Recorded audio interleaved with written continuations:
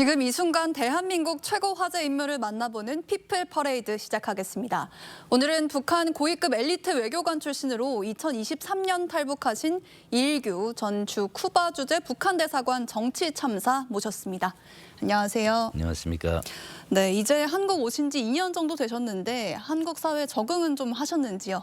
네, 많이 적응을 했고요.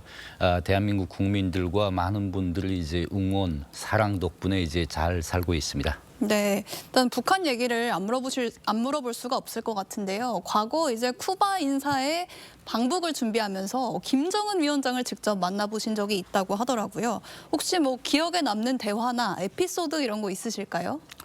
예, 제가 김정은을 2023년 11월 이제 쿠바 대통령이 방북 시기에 김정은을 보좌하는 위치에 잠깐 있었던 적이 있었습니다. 네. 그때 제가 이제 많은 에피소드들이 있지만은 제가 김정은을 보면서 이제 두 가지 감정을 느꼈었어요. 네. 하나는 역시 평범한 인간이라는 디아스 카넬 대통령이 어떤 비행기를 타는지, 쿠바 사람들은 어떤 음식을 좋아하는지, 또는 이제 쿠바 인구는 몇 명이지 이런 일반적인 얘기를 하는 걸 들으면서 이 사람도 그냥 평범한 인간이구나 이런 네. 생각을 했던 것 같고, 동시에 이제 정말 별치 않은 자신을 위해서 정말 열심히 통역했던 통역사를 잔혹하게 이제 좌천을 시키라고 이제 지시하는 걸 보면서 정말 잔인한 독재자의 모습도 함께 봤던 것 같습니다. 네, 통역이 어떤 잘못을 했던 게 있었나요, 당시에? 그러니까 이제 그 사람이 김정은이 통역을 좀 더 잘하기 위해서 동시 통역을 했는데 자신이 말을 도중에서 계속 자른다고 이제 자기가 할 말을 충분히 못했다. 곤방진 놈이다. 뭐 이런 식으로 해서 이제 굉장히 추궁을 심하게 했죠. 네. 근데 최근에 미국이 베네수엘라에 들어가서 이 마두로 대통령을 생포해서 국제사회에 큰 충격을 줬는데 이 베네수엘라 마두로 대통령도 또 직접 만나보신 적이 있다고 들었습니다. 어떤 예. 상황이었습니까? 여러 차례 이제 만나봤습니다. 제가 베네수엘라 관계를 이제 수년 동안 다루면서 이제 마두로 대통령을 만날 기회가 여러 번 있었거든요. 네. 그래서 이제 김정은 같은 경우에 이번에 미국에 의한 이제 마두로 체포 축출 사건을 보면서 많은 충격을 받았을 거라고 생각을 합니다. 정말 자신이 귀로만 듣던 참수 작전을 현실에서 목격하는 김정은이 심정은 정말 찹찹했을 거라고 생각을 해요. 김정은은 우선 일단 이번 마두로 축출 사건을 보면서 이제 한 3가지 정도로 이제 대안을 연구하고 이제 대책을 세울 거라고 생각을 합니다. 네. 첫째는 경호 인력이 전면적인 재정비. 아무리 강력한 경호 인력이라도 미국 특수무력이 뚫지 못하는 경호 인력은 없다라는 그런 교훈을 찾았을 거라고 생각을 합니다. 두 번째는 이제 주민과 간부에 대한 감시 통제가 이제 굉장히 강해질 것 같아요. 이번 베네수엘라 대통령을 축출하면서 내부 조력자의 도움이 없이는 이제 성공하지 못했을 거다, 그런 이제 교훈을 삼았을 것 같습니다. 네. 마지막으로는 이제 핵무력에 대한 집착, 이게 더 강해질 것 같습니다. 이제 강력한 핵무력만 가지면 미국이 이렇게 섣불리 공격할 수 없다라는 그런 교훈을 심각하게 가졌을 것 같아요. 네, 결국에는 김 위원장을 만나보신 입장으로서 이 사람도 한 사람의 인간이기 때문에 두려움이라는 감정을 가졌을 것이다, 이렇게 얘기를 해주셨는데, 그러면 미국이 이렇게 김정은 정권을 상대로 실제로 베네수엘라에 한 이런 작전을 실현시킬 가능성도 있다고 보십니까? 이미 트럼프 대통령은 1기 때 이제 한반도 수역에 북한을 목표로 이제 항모를 보냈던 적이 있습니다. 항공모함을. 네.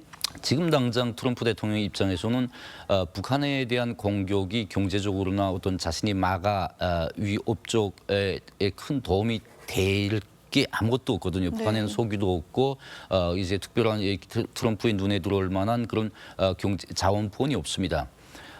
이제 또한 이제 북한은 베네수엘라나 이란과는 달리 내부 결속이 상대적으로 많이 이제 강하다고 볼 수 있고, 또 군사력은 이미 다 아시는 바와 같이 이제 무시할 수 없는 정도에 있습니다. 이러한 상황에서 트럼프 대통령이 이란이나 베네수엘라 같이 이제 당장 이제 북한을 군사적으로 공격할 계획을 가지고 있다, 또는 군사적으로 압박할 그런 의도를 가지고 있다는 조금 저는 회의적인 시각을 가지고 있습니다. 네, 조금 전에 이제 김정은 위원장 만난 게 2023년 2023년이라고 하셨는데 꽤 최근이잖아요. 이때 뭐 딸 김주애 얘기나 언급이 있었던 것은 없으셨을까요? 이미 그 이전부터 김주애에 대한 이제 언급은 내부적으로 많이 있었습니다. 네. 그 이제 사람들이 이제 그 소곤소곤하면서 이제 김정은이 김주애를 데리고 군부대들을 시찰했다 이런 얘기들은 많이 있었어요. 그러나 이제 전면적으로 등장한 거는 이제 2020년대 초부터 이제 전면적으로 네. 등장했다고 저는 보고 있습니다. 근데 아무래도 처음에는 딸이고 북한 사회에서 여성이 지도자가 되는 건 좀 어려울 것이다 이런 전망이 많았는데 갈수록 4대 세습이 이 김주애로 가는 것 같다 이런 전망이 커지고 있어요. 이 부분은 어떻게 보셨어요? 맞습니다. 그 최근 김정은 행보를 보면 이제 김주애를 이제 데리고 다니는 그 모습이 단순한 그냥 딸 바보 그런 행보 같진 않아요. 좀 더 이제 김주애를 후계자로서 이제 준비시키는 듯한 모습이 좀 더 많아 보입니다. 그럼에도 불구하고 지금 당장 김주애를 차기 후계자로 이제 낙점하고 우리가 예측하는 거는 조금 무리가 있다고 생각을 합니다. 좀 더 아직 시간이 많기 때문에 지켜볼 필요가 있겠고요. 그럼에도 불구하고 김주애를 통해서 김정은이 확실하게 4대 세습으로 가겠다라는 그런 메시지는 이제 그 주민들에게 이제 지속적으로 이제 발신하고 있는 것이라고 저는 생각을 합니다.